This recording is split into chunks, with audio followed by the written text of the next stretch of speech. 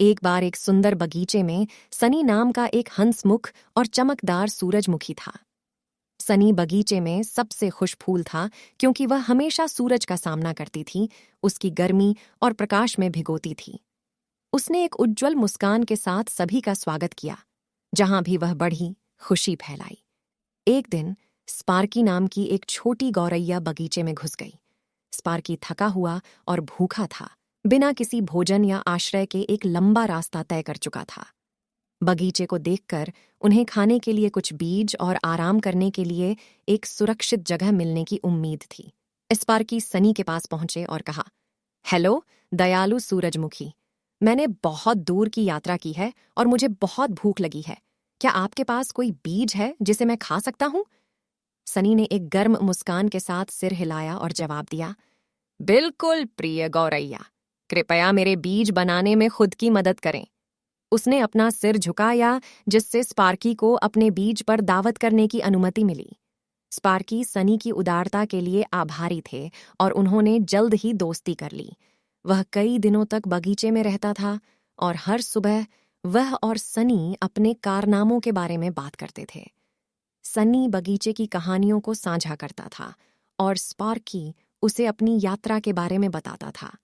जैसे जैसे समय बीतता गया, स्पार्की ने देखा कि सनी की कभी जीवंत पंखुड़ियां सिकुड़ने लगी थीं।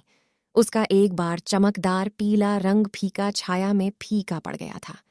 चिंतित होकर उसने उससे पूछा, सनी, तुम अब इतनी उदास क्यों दिखती हो? आप बगीचे में सबसे खुश फूल हुआ करते थे। सनी ने जवाब दिया, मैं दूसरों की मदद करने के लिए हर दिन अपने बीज दे रही हूं, लेकिन मुझे लंबे समय से अपने लिए कोई धूप नहीं मिली है। मैं कमजोर और पीला पड़ गया हूं। स्पार्की को अपने दोस्त के लिए खेद महसूस हुआ। वह जानता था कि उसे उसकी मदद करने के लिए कुछ करना होगा। इसलिए वह बगीचे के चारों ओर उड़ गया, आसपास के सभी फूलों को इकट्ठा किया।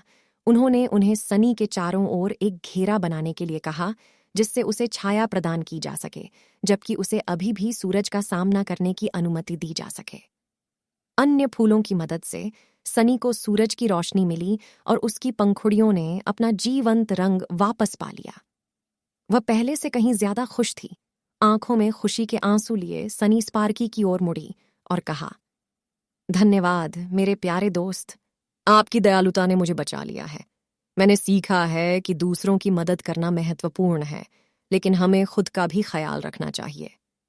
स्पार्की ने मुस्कुराते हुए जवाब दिया, मैं आपको फिर से खुश देखकर खुश हूं, सनी। याद रखें, दयालुता दाता और प्राप्तकर्ता दोनों के लिए खुशी ला सकती है, लेकिन संतुलन खोजना महत्वपूर्ण है।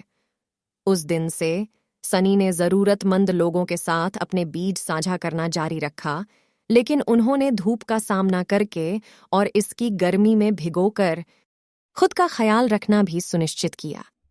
कहानी की नैतिकता है, दयालुता और आत्म देखभाल साथ साथ चलते हैं। दूसरों की मदद करना महत्वपूर्ण है, लेकिन हमें वास्तव में खुश रहने के लिए खुद का भी ख्याल रखना चाहिए।